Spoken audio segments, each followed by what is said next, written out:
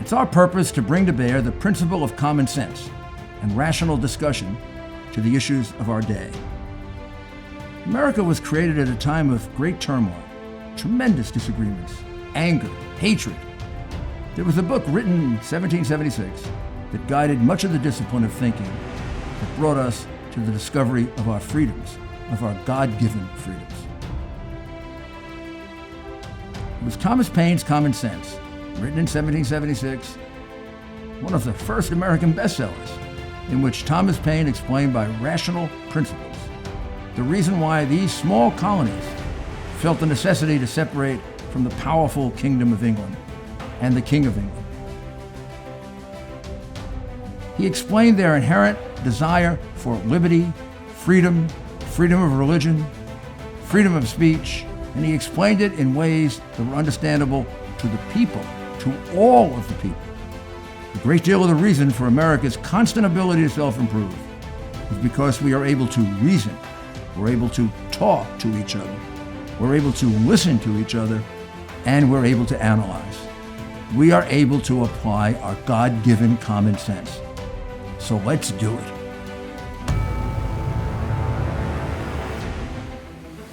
Welcome to Rudy Giuliani's Common Sense.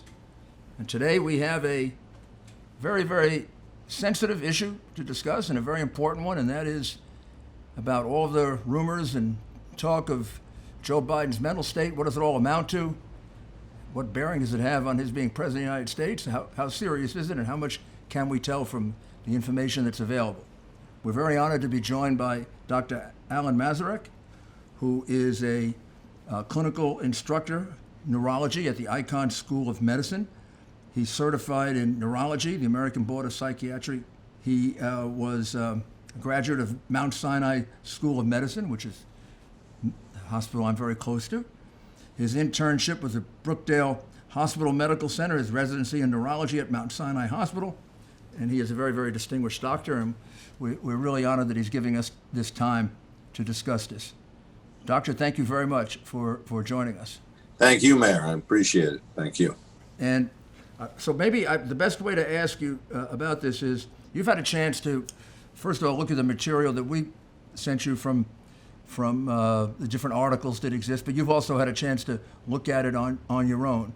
So just generally, how do you approach this subject of the comments, the question of what's called them, the questionable comments that presidential candidate Biden has made over the last several years? Right. So as you said, this is a sensitive subject, and I've been a neurologist, a clinical neurologist for over 30 years, and I have a particular area of expertise in dementia, Alzheimer's disease, cognitive impairment. And this is something that we don't enjoy doing when we see someone who is afflicted, but we are concerned. And I would say that if anyone accused us of having an agenda, our agenda is an agenda of concern, not an agenda of hate, but an agenda of concern. And we're concerned for Mr. Biden's, for Vice President Biden's personal health. And also we're concerned because he is looking to become the president of the United States, the leader of the free world. And that's a role that requires an inordinate amount of cognitive ability. It requires someone to be on the top of their game, as well as to be able to express themselves in a proper manner. And it's been clear to many that he's had some difficulty in that regard. And we reviewed some of the evidence that clearly shows that he's having some cognitive impairment and may, in fact, even have an early sign of dementia. And I'm willing to really lay out the evidence for you on that. And by the way, again, this is something that we're doing regretfully. We wish we didn't have to do this, but also I think it's important to realize that whenever someone has a difficulty, it's often said that you cannot really tell what's wrong with them without examining them. And as a physician, you examine them. But in this particular instance, we have 30 to 40 years worth of video evidence that we can watch a progression from the time when Senator Biden and then Vice President Biden was at the top of his game. And we see how there's been a significant decline in the last few years and really accelerating in the last few months. So what I did was I looked at 5 different areas that characterize either a mild cognitive impairment, or what we call MCI, mild cognitive impairment, or an early stage of dementia. And those 5 areas are memory issues, which I think we're all familiar with, something we call word finding difficulty finding the right words, which again, all of us experience at one time or another. We have that tip of the tongue syndrome. We're looking for a word, but when it happens repeatedly, that becomes a problem and is a sign of either cognitive impairment or dementia. Language issues, either expressing or understanding language, and using numbers, calculation as well. Disorientation to person, place, or time. And finally, behavioral issues, often either having aggressive or inappropriate behavior. So those 5 areas are the areas that characterize a dementia, a cognitive impairment, and those can be used to assess if somebody's having some difficulty with that. And this is a question of, each one of these is a question of degree. Correct. And also in comparison to the way someone might have been at an earlier time in their life. Absolutely correct. And again, we are fortunate in that we have a prior evaluation, if you will, because we have video of as I said, first Senator and then Vice President Biden at one particular time in his life, in his career. And now we can see how he is behaving and speaking now, and we can see a dramatic change. And that basically, when we do telemedicine, because of COVID, many of us have had to do telemedicine. When we're examining someone over a video, we're doing the same thing. We're watching them over a video. So this is, I think, is a legitimate way of evaluating somebody. As you pointed out, we are comparing it with prior evaluations. Well, let's just go over for 1 second so we're all clear on it, the 5 areas that you focused on. One is loss of memory. Correct. That's number 1. Number 2 is word finding difficulties, having difficulties finding the right word for a particular sentence or thought. Correct. Then third would be other language issues, expressing yourself, dealing with numbers, sometimes speaking language that doesn't make any sense, gibberish, I think you mentioned to me. Correct. At one point. And 4 would be disorientation of person, place, or time. And the 5th would be behavioral issues, aggressive behavior or inappropriate behavior. That these are 5 possible areas that would indicate cognitive impairment. That's correct.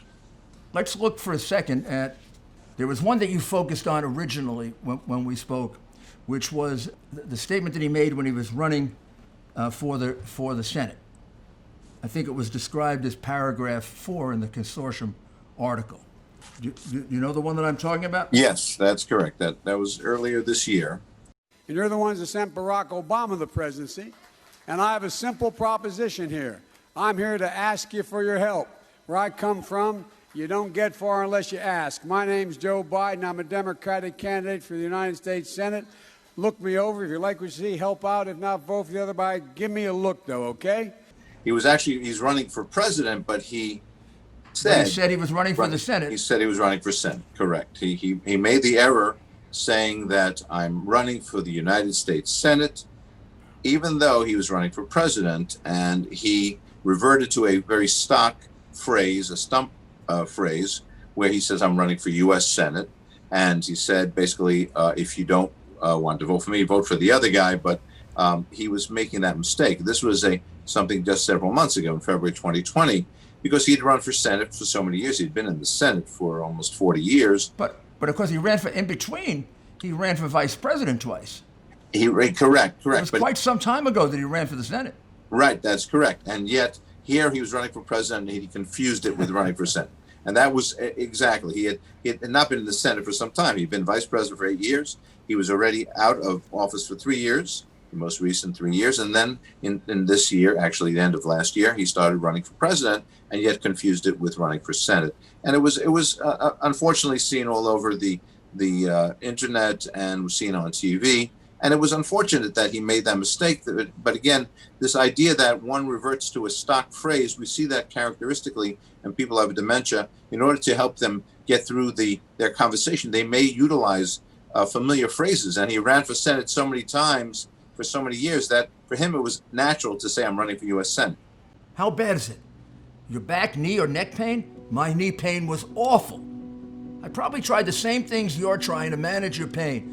Topical ointments, pain relievers, fish oil, but nothing worked. Then I tried Omega XL. And here's why. The underlying cause of painful, achy joints and muscles is inflammation. The key is to knock down inflammation before it causes permanent damage. Backed by 35 years of research, that's exactly what Omega XL does. Nothing comes close to doing what Omega XL does. There's nothing like it. If you're suffering with painful, achy joints and muscles, stop wasting money and switch to Omega XL. Order Omega XL now and get a second bottle free. Visit omegaxl.com/Rudy. That's omegaxl.com/Rudy or call 1-800-844-4888. 800-844-4888. Now, if that had been the only thing, or maybe one or two things over the last year, it wouldn't mean anything, right? Correct. We all make mistakes. We all say things that we're used to saying. Absolutely correct. But if that's part of a pattern, then that becomes a difficulty. Then there was another one that you focused on when we spoke earlier, and that was the one regarding the record player. Right. Unfortunately, that was the one during the debate. We bring social workers into homes of parents to help them deal with how to raise their children. It's not that they don't want to help. They don't know quite what to do. Play the radio. Make sure the television, make sure you have the record player on at night, the phone. Make sure the kids hear words. A kid coming from a very poor school, or a very poor background, will hear 4 million words fewer spoken by the time they get there. So when you consider that, how do you analyze that, given the 5 criteria that you gave us and just your basic sense as a doctor? So you could see that he was searching for a word. He was having difficulty. If you look at the clip, first he said television, then he corrected himself and said record player. He was trying to find something that would inject the idea that parents should spend time with their children learning something, and he came up with record player, which is an anachronism. I mean, for the most part, nobody has record players anymore, and we certainly don't utilize those to help our children learn. And again, he was reverting back to a term that was from his past, and it was unfortunate. It was almost cringeworthy. You feel sorry when somebody's having difficulty. You don't take any delight in someone's difficulty, and you felt sorry for him. And this was on a national stage while he was at a national debate during the primaries. So we'll contrast that with 2 clips of him. One in about 2007 or so, and the other in 2016. One where he's talking about Israel, and another where he's talking about Bernie Sanders, to show how he was before any of this seems to have happened to him. Right. He was when he talked about Israel or Bernie Sanders, and Bernie Sanders was just in 2016, he was vigorous, he was forceful, he was descriptive. In fact, that interview about Bernie Sanders, it was also about Hillary Clinton, and it was a tough interview. The interviewer was giving him a rough time, and you saw he handled himself beautifully. He really was able to parry and answer the questions. He was able to come up with responses that also dealt with policy. So it was classic super politician. That was only 4 years ago. And you see that the decline has been so striking and so rapid since. If we look at the Middle East, I think it's about time we stop, those of us who support, as most of us do, Israel in this body, for apologizing for our support for Israel. There's no apology to be made. None. It is the best $3 billion investment we make. Were there not an Israel, the United States of America would have to invent an Israel to protect her interest in the region. The United States would have to go out and invent an Israel. The strangest one of all was the one where he had difficulty completing even the first sentence of the first words of the Declaration of Independence. We hold these truths to be self-evident. All men and women created by you know the thing. So what does that indicate? I mean, that seems to me to be almost definitive. Yeah, that was a very striking one. You know, that's the classic, we hold these truths to be self-evident. And of course, it continues that all men are created equal, but he could not remember the words. The thing, he said, the thing. So he said, you know the thing. And that was a classic example of difficulty with both memory and language. He was unable to complete the sentence, the thought. And again, if it had been a rare event, I'd say, okay, whatever the circumstances, under pressure. But this was of a piece of repeated difficulties in finding words, finding language, halting speech, stopping himself in the middle of a sentence, and just giving up, basically. You know the thing. You know, that's not actually rhetoric. Unfortunately, it's taken on a life of its own on the internet and the Twitter world. Well, Doctor, in preparation for this interview, I read the DSM-5, and in the DSM-5, that's one of the examples they give, that when people seem to run out of words, they'll say the thing or that. They'll say, oh, the thing. It was very strange. I don't know if that's just a coincidence or... No, that's you know, it's like when somebody is talking and he uses the term the whatchamacallit. We all do that. Yeah. We're all native New Yorkers. We use the whatchamacallit, but that's something that we all do routinely. That's not a sign of cognitive impairment. Here, when you're trying to speak to a group and recall something as important as the Declaration of Independence and you cannot do it, and you call it the thing, that's clearly a sign of a problem. Well, these would implicate several of your criteria: loss of memory, word finding difficulties, difficulty expressing yourself, maybe even disorientation. Well, in this particular case, there wasn't that much disorientation, although later, when he had difficulty remembering if he was in Vermont or New Hampshire, as we saw a clip at that point, that he had difficulty knowing which state he was in. He did that on more than one occasion. Difficulty knowing which facility he was in a particular state. That was an indication that there was disorientation to place and of time, because in another clip, he used the word, he talked about the year 1976 when in fact he meant to say 2014. And he later corrected himself, but clearly we're talking about a 40-year difference. We're not talking about 1 or 2 or 3 years. So clearly there was a difficulty with orientation as to time as well. The other one that struck me, maybe because, you know, I'm approximately Joe's age and grew up during the same things that he did, that he seemed to be totally confused about the year in which Martin Luther King and Robert Kennedy were assassinated. He had it off by about 10 years. Let me just play that one. Just like in my generation, when I got out of school, that when Bobby Kennedy and Dr. King had been assassinated in the 70s, late 70s, when I got engaged.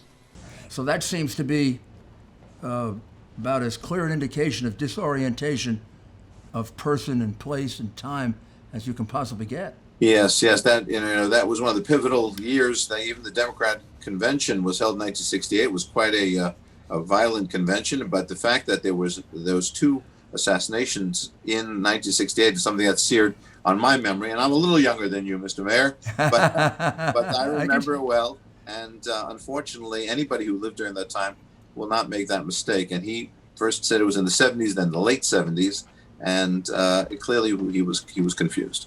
Well, you know, the day or the night that Robert Kennedy was killed, I was taking my bar review course. So I'll never forget it. And I, although I am now a Republican, I was a big supporter of Robert Kennedy at that time. As we all were, I think. Yeah. So I mean, I don't think I could possibly. It would be like forgetting the assassination of John Kennedy. Right. There also are issues where he seems to get numbers completely out of whack. You get a tax break for a racehorse. Why in God's name couldn't we provide a $8,000 tax credit for everybody who has child care costs? It would put 720 million women back in the workforce.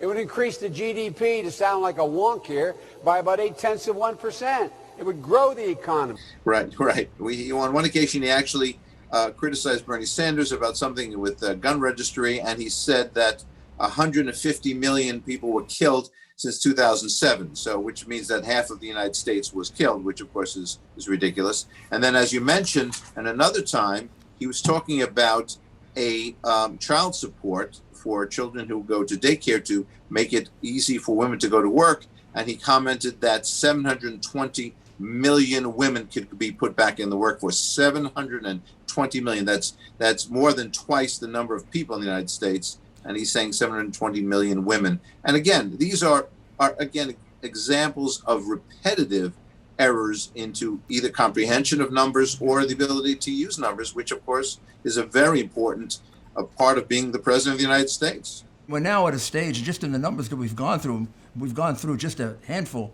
of the examples. It almost seems to happen regularly. There's also the situation where he got confused about the first African-American senator. Carol Braun was the first African-American senator. She was elected, I believe, in 92, 93 in that area from Illinois. Correct. Well, I'm looking forward to appointing the first African-American woman to the United States Senate. But then tell us about that. Yeah, well, in speaking to a group, he said he appointed the first African-American woman to the Senate when, of course, senators are elected, not appointed. And he did not do any such thing. And he then forgot later on when he was speaking at a debate that he was talking about the only African-American woman in the Senate. And he neglected the fact that Kamala Harris, who of course is now his running mate, was there by his side, who was another African-American woman in the Senate. He forgot that she was also in the Senate. So because he kept saying the only African-American woman, meaning Carol Braun. So clearly and then he tried to correct himself saying that he was talking about the first, but clearly he made an error. Even at that debate, Cory Booker corrected him. Of course, Kamala Harris corrected him. And it clearly was a situation where it was embarrassing, where he was talking about either appointing a senator, which of course does not happen, or he was talking about the only African-American woman, and clearly Kamala Harris is another African-American woman who was in the Senate, who now, strangely enough, is his running mate. How would you logically locate that in the analysis of dementia? Right. So again, it has to do with language, because his use of the word appoint instead of being perhaps saying sharing the Senate with an African-American woman, he could have said that. You know, we were senators together, but instead he had the idea that he was appointing her. So there was some aspect of him having some power that he doesn't have. And the other point being is neglecting the simple facts that there was an African-American woman, Carol Braun, who was elected in 1993, as you mentioned. And then later, Kamala Harris was an African-American woman. And she was by his side in the debate, and yet he neglected that simple fact. Again, cringeworthy moments. Nobody takes any delight in his failures, but it's certainly a sign of a cognitive problem. And anyone who tries to ignore it is just, unfortunately, fooling himself or herself and the American people. Then there's the last issue that you mentioned, which is behavioral issues, sort of aggressive or inappropriate behavior. And I think the two that jumped out at you or jump out at me certainly is the one about the doggy soldier, the woman he got very angry at, the young teenage woman that he got very, very angry at for seemed to be no reason. And why should the voters believe that you can win the national election? It's a good question. Number one, I was a Democratic caucus. You ever been to a caucus? No, you haven't. You're a lying dog-faced pony soldier. You said you were, but now you got to be honest. I'm going to be honest with you. And how would you describe that? Well, this young woman asked him a question, and instead of answering the question in a relatively calm manner, she was a teenager. He started becoming very aggressive towards her and called her a lying dog pony soldier, which I'm not even quite sure what that term means. But I don't know what that means either. It's like corn pop. Yeah, it must be some sort of reference that he has. And again, that, by the way, that's something that often people do when they're in the beginnings or even in the throes of dementia. They go to phrases that they've used in the past, and they use them in inappropriate ways, but it's something for them to keep language going. And unfortunately, Joe Biden has done that repeatedly, where he will just talk gibberish and just keep his language going. So in this case, though, he got very angry at her and was calling her this and was aggressive.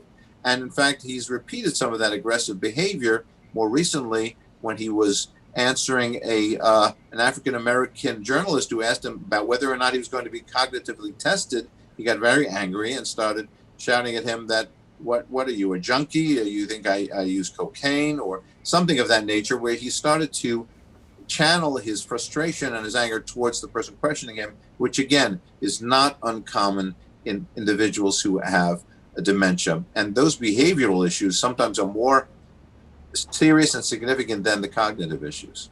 Have you taken a cognitive No, test? I haven't taken a test. Why the hell would I take a test? Come on, man. That's like saying before you got in this program, if you take a test where you're taking cocaine or not, what do you think, huh? Are you a junkie? What do you say? The last one that I wanted to play for you is this comment about this adversary of his named Corn Pop, who he had some battle with, but then he connects it to children in a pool touching the hair of his legs. So let's play that. And Corn Pop was a bad dude. And he ran a bunch of bad boys. And I did. And back in those days, to show how things have changed, one of the things you had to use, if you used pomade in your hair, you had to wear a bathing cap. And so he was up on the board, wouldn't listen to me. I said, hey, Esther, you, off the board, or I'll come up and drag you off. Well, he came off, and he said, I'll meet you outside. My car, these were all public housing behind it. And by the way, I sit on the stand, and it get hot. I got hairy legs that turn blonde in the sun. And the kids used to come up and reach in the pool and rub my leg down so it was straight, and then watch the hair come back up again. They'd look at it. So I learned about roaches. I learned about kids jumping on my lap. And I've loved kids jumping on my lap.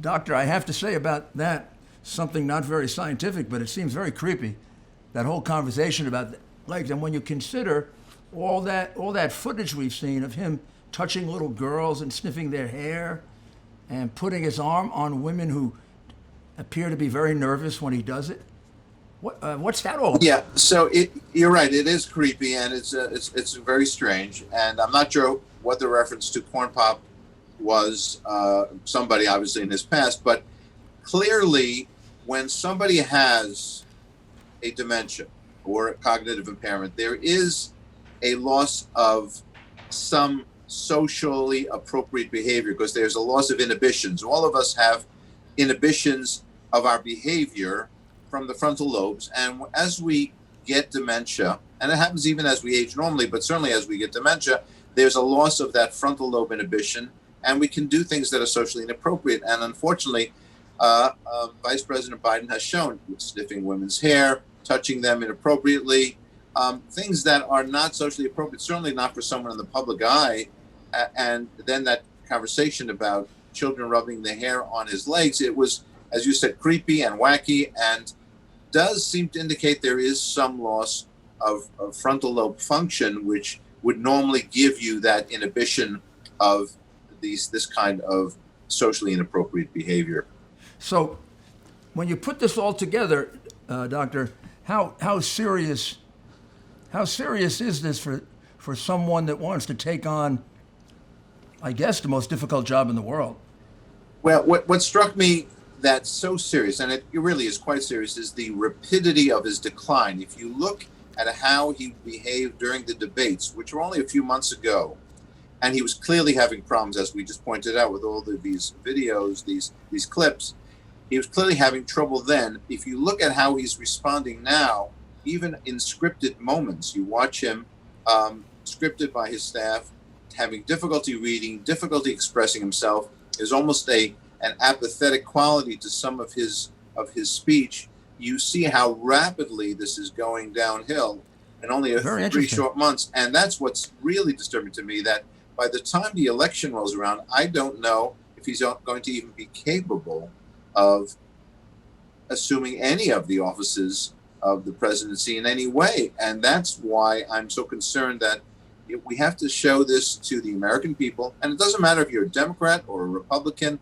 This is about the leader of the United States of America. And when you see this kind of behavior and kind of difficulty, you have to not be in denial. You have to take it seriously. So what you're saying, Doctor, is that if we go back even 4 years, we go back to 2016, he seemed to be normal and, in fact, quite able to handle the questions that were being asked about Bernie Sanders and about Hillary Clinton under somewhat stressful circumstances. And then when we come to the debates, a little less than 4 years later, you can see a lot of these stumbles that take place, forgetting times and dates and forgetting who the first African-American senator was and forgetting you don't appoint a senator. But what you're saying is since then, since he's been isolated in the basement, I guess, for so long, it seems as if he's gotten even worse, that he's deteriorated even more. But isn't this a disease that is viciously progressive? Unfortunately, it is. I'm not going to call it Alzheimer's dementia or Alzheimer's disease because that's a diagnosis that can only be made specifically. But it is, as I said, a cognitive impairment. It's gone, in my opinion, gone past the mild stage, already in the moderate stage, where clearly he's having difficulty with simple activities.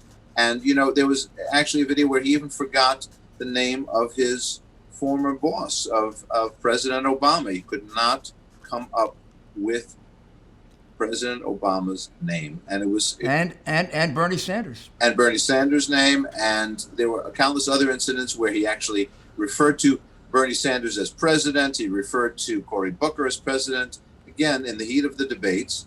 But clearly there were signs that stress brought out some of these activities. And now, because he is really isolated, a lot of the compensatory mechanisms that he might have had are being lost, and he's just declining further and further.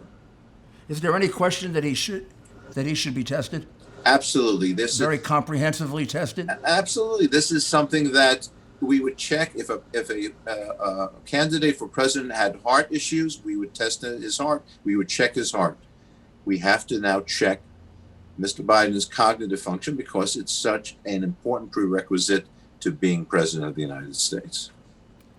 Well, Doctor, thank you very much for your honesty, and thank you very much for your expertise and analysis, and we really appreciate it. Thank you, Mr. Mayor, and if I may say personally and publicly, thank you for saving the city of New York almost 30 years ago. I'm a native New Yorker, and it was because of you rescuing New York from the brink, and unfortunately, you're too kind, Doctor. We're watching now. We're watching. Well, we're going to fight. We're going to fight and try to stop it. We miss you terribly, I must tell you. And thank you. God bless you, and thank you. God bless you. Thank you. That was really a very sobering interview with Dr. Alan Mazurek. Just in the mere span of time from 4 years ago, when he was quite articulate, to the beginning of the debates where he fumbled and made terrible mistakes, to now where it seems much worse, the doctor feels that it's progressing very, very quickly. Something really has to be done about this. This is not something that should be covered up. And if it does get covered up, I don't know what kind of country we've become. Thank you very much. Here where I live in New York City, you see people wearing these more and more as they commute. They're earbuds from Raycon. When commuting, you'll see them all over the city. But they're great to wear right now from home on video conference calls, or when you're exercising, or you're watching this video podcast, or if you want to listen to music. You just put them in, hit the music, and I'm listening to Bocelli Con te partirò. You can listen to your favorite music. Raycon earbuds are really comfortable to wear because they connect by Bluetooth seamlessly, and you're not having to untangle all these headphone wires. The first time you listen to your favorite music, whether it's opera or something else, you're going to be amazed at how good the sound comes from this little thing. What Raycon has done is truly amazing. You get 6 hours of playing time between charges. And when you pop them back into the box, it charges efficiently and very, very quickly. and they're not that expensive. You're going to save a lot of money on these. You buy these online by raycon.com/RudyG. That's raycon.com/RudyG.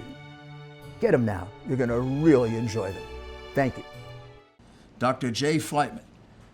Dr. Flightman is a board-certified pulmonologist and sleep medicine physician. He's in private practice. He is the past president of the medical staff of Cooley Dickinson Hospital in Northampton, Massachusetts. He was the director of intensive care there, and he was also chairman of the Board of Health for the city of Northampton in Massachusetts. He went to Stony Brook University Medical School here in New York. He residency at Long Island Jewish Medical Center. His fellowship was at Montefiore Albert Einstein Medical Center, and he's board certified in a number of specialties: internal medicine, pulmonary disease, sleep medicine, by the American Board of Internal Medicine.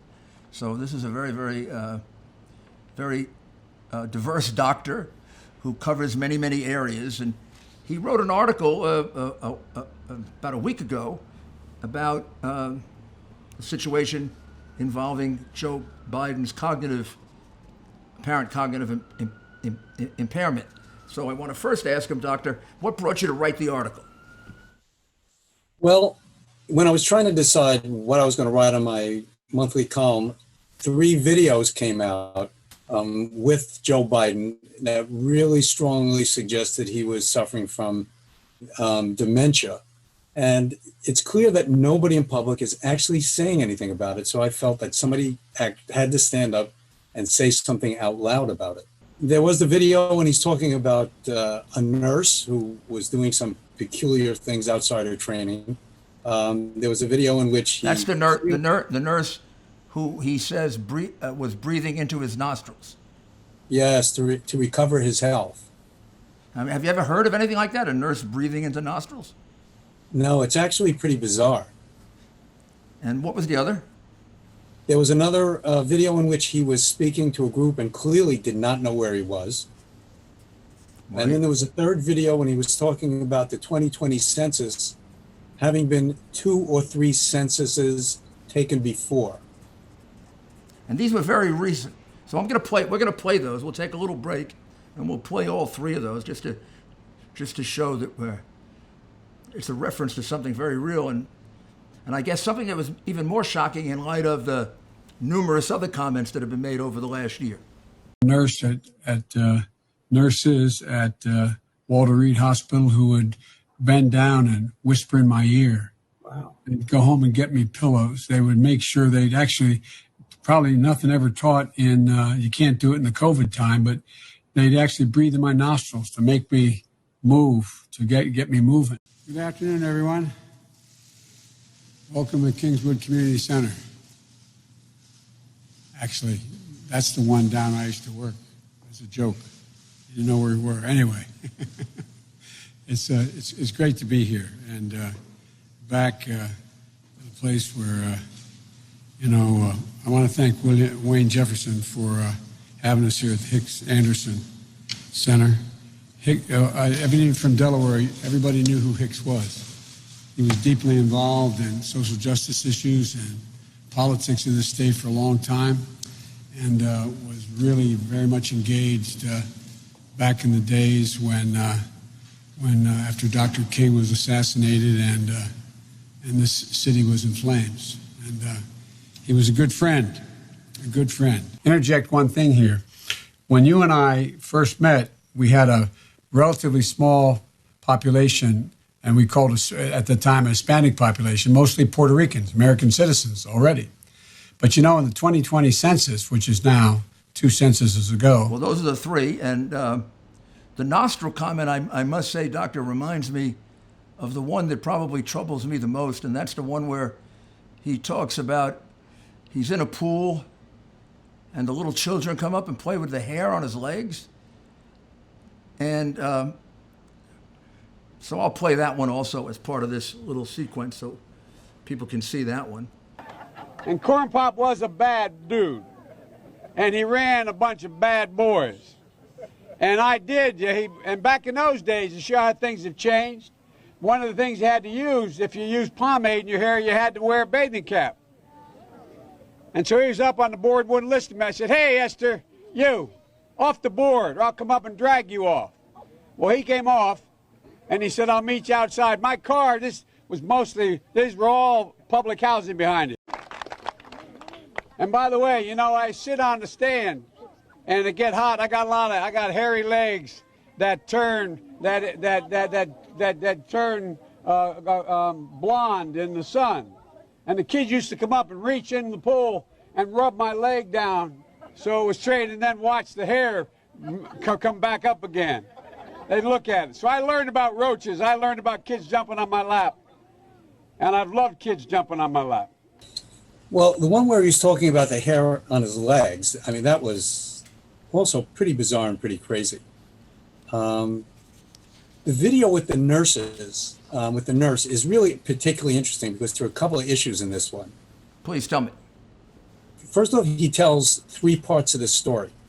The first story was that the nurse was whispering in his ear, and then the nurse goes home to get him a pillow, and then the nurse does something which is outside her training, which is what he says, which is to breathe up his nose and give him his health back. And there are a couple of interesting things here. Number one, the three parts of the story have nothing to do with each other. The whole thought process is completely disorganized. Again, another part of the story is that whole idea that she's going to breathe up his nose and restore his health is pretty crazy, actually. Pretty what? Crazy. Yeah. And the other part that makes you worry about this is that he said it in public in an interview, which really shows some poor judgment. Now, how does that bear on a diagnosis in terms of cognitive impairment or dementia or Alzheimer's? Is that an indication of it, poor judgment? Yeah, poor judgment is definitely a part of it. Another part of it, again, is that the thought processes that went into that story were so disorganized. The parts of the story had nothing to do with each other. Of course, the third part of it is that first off, the whole thing about the nurse leaning over and whispering in his ear is a little crazy and a little bizarre also, or creepy. But her breathing up his nose to recover his health, the whole thing is really pretty bizarre. And of course, we don't know what this health interaction or encounter was that he had, or even if it really existed.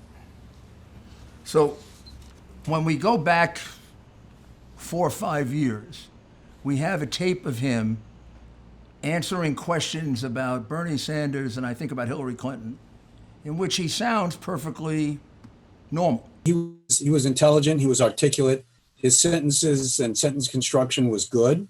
The ideas followed each other logically. Now, if you listen to him, his speech is halting. The word selection is very thin. That's another sign of developing dementia. The ideas are dissociated from each other and incomplete.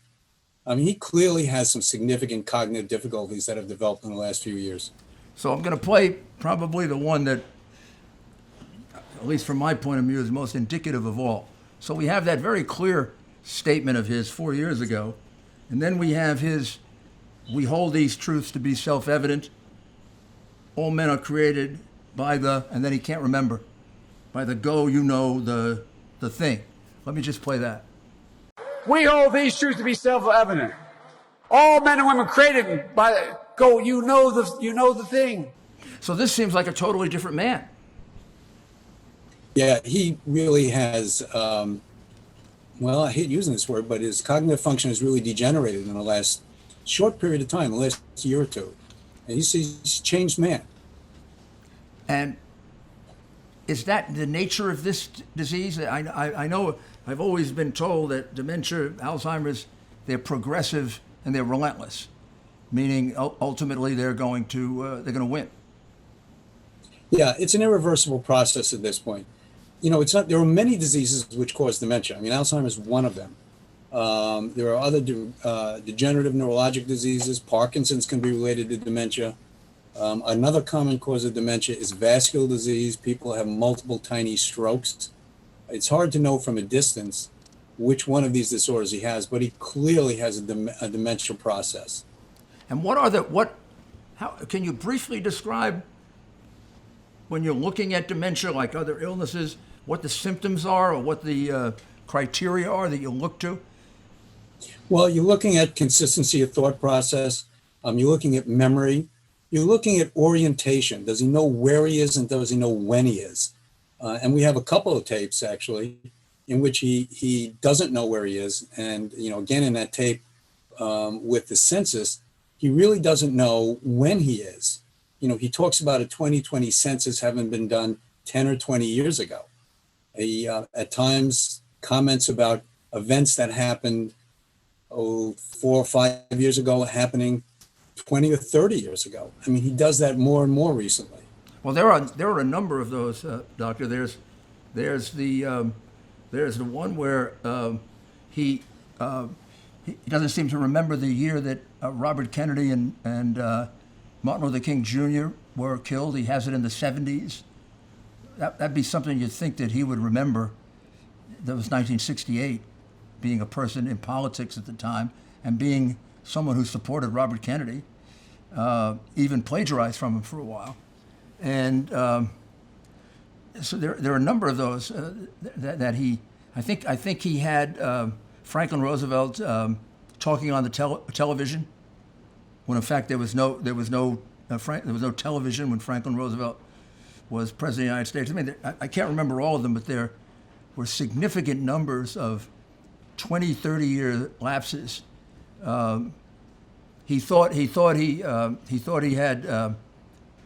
had been involved as vice president with the Parkland murder. It was a year after he was vice president. So there's a whole host of these. He believed that he gave a medal to a soldier on the battlefield that never occurred. What is this? To a layman like me, you say, he sounds crazy. He sounds crazy. But what does it mean to a doctor? What does it point to, and what has to be done about it? Well, I mean, what it means is that he's losing his thought processes. And as you said earlier, it is inexorable. It's progressive. We don't have any way of stopping it at this particular point. He will get worse. His judgment is impaired. One of the other signs here that's subtle, but it's in that video when he's in front of the group talking about some place that he thought he was, and then he stopped and realized that he wasn't there, and he said, "Oh, it's a little joke, haha," but he clearly was confused. One of the other hallmarks here, particularly in people who are used to being very social and having social skills, is they cover up the deficits by their usual jokes and their usual way out of it. So in that particular clip, when he didn't know where it was, he tried that trick by saying to the audience, "Oh no, that's a joke." But if you look at it, he was really confused. Yeah, very confused. Or the one where he confused his wife and his sister, which is very strange because he actually looks right in his wife's face.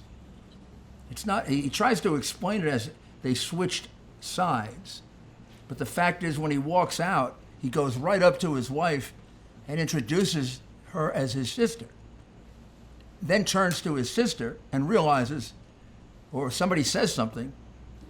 I mean, that is really what that can you actually confuse your wife for your sister? Well, I think what was most telling in that clip, you can give him a buy and say they were behind him, but I think what's most telling in the clip is how long it took him to recover when he realized, when he turned around and looked at his sister or his wife, I can't remember which one he looked at first, and it took him a couple of moments to realize what his mistake was. Now, somebody who has their faculties intact, they recognize their wife and their sister immediately. But there was that 1 or 2 second pause, which demonstrates that he does have memory problems. Well, we're going to play that so people can get a look at it and basically see that he had a pretty good look at his wife when he said it was his sister. By the way, this is my little sister, Valerie, and I'm Jill's husband. Oh, no, this is Val, you switched on me. This is my wife. This is my sister. They switched on me. Then there's another one that jumped out at me, and that's when he talked about negotiating the Paris Climate Accords with Deng Xiaoping, who had been dead 23 years before there were any negotiations. I mean, clearly his memory was stuck on one relationship that he had in the past, and it's hard to know. But he has so many memory lapses. They're not cute gaffes anymore. They're real markers of his deteriorating function. I guess you could take almost any one of these, like getting a Chinese leader confused, or even, I don't know how you could actually think that Franklin Roosevelt was on television, but you could take any one of these and you could say, oh, well, that could happen to anybody. But it seems that there's just an overwhelming number of dates wrong, people wrong, inability to identify things. Isn't it absolutely critical that he get some kind of a really major test and we find out what's wrong with him before he takes on the most important job in the world? Yeah, well, I mean, testing is nice. I mean, the truth of the matter is, I really think it's pretty obvious. I don't know what the Democrats are going to do about debates. They're going to have to find some excuse for him not to debate. They can't put him out in public like this. I don't know what's going to happen. Obviously they're keeping him in the basement now. He's not taking any answers, any questions. I mean, from his press conferences, he's not taking any interviews. They're already hiding him. So, you can't hide in the debate. Is there any medicine that could, for a short period of time, help him so that he could get through an hour and a half debate a little bit better than, I guess, what he's been doing? I'm just looking at these things where he says we choose truth over facts. Then we have 150 million people have been killed since 2007, which would, when Bernie voted to exempt the gun manufacturers from liability, which means we would have lost half our population in that period of time. I mean, is there anything that you can take that it would get you by for a few hours that restores your memory, I guess? No, actually there isn't. There are some medications for Alzheimer's specifically. They change the trajectory of the deterioration, but in terms of really recovering somebody, particularly in the short term, there's nothing which really exists like that. Well, we wanted to talk about two or three others that you had noted. One is a very rambling conversation in which he seems to be totally confused about when Robert Kennedy and Martin Luther King Jr. died. Two people he refers to as major heroes of his. And I remember Robert Kennedy's assassination. I was taking the bar review course when that happened, and I was a supporter of Robert Kennedy. And I just think, like the John Kennedy assassination, you're just not going to forget that it happened in 1968 and think it happened 10 years later. But let's just listen to him for a second. Just like in my generation, when I got out of school, that when Bobby Kennedy and Dr. King had been assassinated in the 70s, late 70s, when I got engaged. So, what is that? Is that just another indication of bad memory or not being able to deal with time sequences, or that happens in the brain? Yeah, it's all part of the same puzzle. He's losing his connection in time. He's, confusing memories, confusing people from his past. That's, more examples of the same. There was this other video we had during the debates when he was asked a question about systemic racism. And he went on this long rambling speech. And one idea did not follow the other idea. It was completely confused. And, it sort of ended up in his recommendation that poor families have their children play the record player. Yes, I recall that. In some fashion, that somehow was addressing issues of racial disparity. But the whole answer, if you read through it, was a demonstration of a completely disorganized thought process. Well, we'll play that one also, and of course, most young people wouldn't even know what a record player is at this point. Someone just gave me one as a birthday present because I have so many long playing opera records. Very good. We bring social workers into homes of parents to help them deal with how to raise their children. It's not that they don't want to help. They don't know quite what to do. Play the radio. Make sure the television, make sure you have the record player on at night, the phone. Make sure the kids hear words. A kid coming from a very poor school, or a very poor background, will hear 4 million words fewer spoken by the time they get there. And I guess the other one that we wanted to talk about for a moment was the one where he says that we should fix the problem of violence against women by punching at it and punching at it and punching at it. Yes. Yes.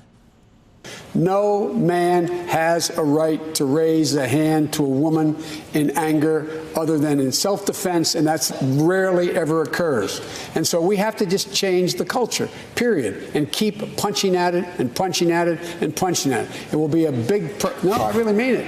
It's a gigantic issue, and we have to make it clear from the top, from the president on down, that we will not tolerate it.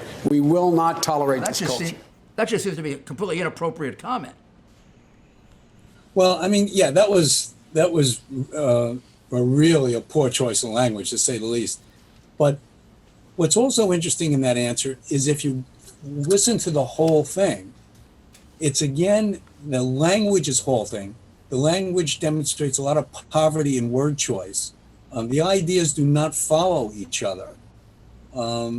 So these are all, and the loss of articulateness, these are all more examples of his loss of mental acuity. Yeah, at the end, the punchline was ridiculous, but the whole answer tells you the whole story in terms of his loss of cognitive function. So, Doctor, why is there such a reluctance for people to speak out on something like this when, forget Republican and Democrat, I mean, this job requires the job of President of the United States. I worked for Ronald Reagan, who's my hero. And of course, I'm a very close friend of President Trump, and I'm his personal lawyer. So in both occasions, I spent a lot of time in the White House. And the judgments that have to be made are extraordinary. And even if he had a milder form of cognitive impairment, it would be very, very dangerous. But at this level, there's also, since it's so progressive, what are the chances he makes it through 4 years? Oh, he's not making it through 4 years. That's not going to happen. And, I used a historical analogy in that article that I wrote, what happened in 1944 with Franklin Roosevelt. And I think that's what's happening here. They knew that Roosevelt was dying, but they ran him for a fourth term anyway, because it was so important to them that a Democrat get into the presidency, even though, as I mentioned, he was on death's door. And he died 3 months after his inauguration. They chose Truman largely because they thought he would not hurt the ticket. They didn't choose Truman because they thought he would be a good president. We were lucky in that regard. But this is the same thing. I don't think they're expecting him to last. And they're not going to surround him with a good cabinet and hope they get away with it. This is short term, to put them, that give them the presidency. And that's what this is about. It's not really doing justice to the country. I think the Democrats got stuck. Once it became really obvious and he started making all kinds of mistakes, they couldn't take him out before the convention because then the Bernie Sanders folks were going to demand that he actually had the keys to the kingdom, that he had the rights to the throne. And they don't want. What do they say to the rest of the world that we're nominating a man that is obviously suffering from serious mental impairment, whether it's dementia or Alzheimer's, for President of the United States? Yeah, it's pretty scary, isn't it? Yeah.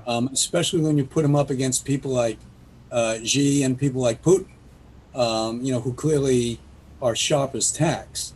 You can't have somebody like this in the presidency. And I have to tell you, but of course this is testifying as my own witness, for all of the comments to the contrary, President Trump is sharp as hell. you don't want to go up against him. You don't want to go up against him. His mind operates on about 4 or 5 levels. He's an unbelievable negotiator, and his memory is fabulous. I don't doubt that the test that he took, which he'd be happy to release, I think if Biden released his, came out rather strong in terms of his ability to think and to particularly to strategize. So a debate between the two of them, I'm negotiating the terms of the debate, and I also get a feeling that there's a real question as to whether he'll be able to do it. So, doctor, what's your conclusion here from what you've seen, the stuff we've talked about, and then there's so much more, that we don't have time to go through. Maybe we can talk later about more of it. What's your basic conclusion? Well, I find it really scary. He is the president of the United States. There's a nation to run, and of course, obviously, the nation is having some problems, serious problems right now. The world's a bad place. You need somebody who has faculties that are basically supernormal, not subnormal.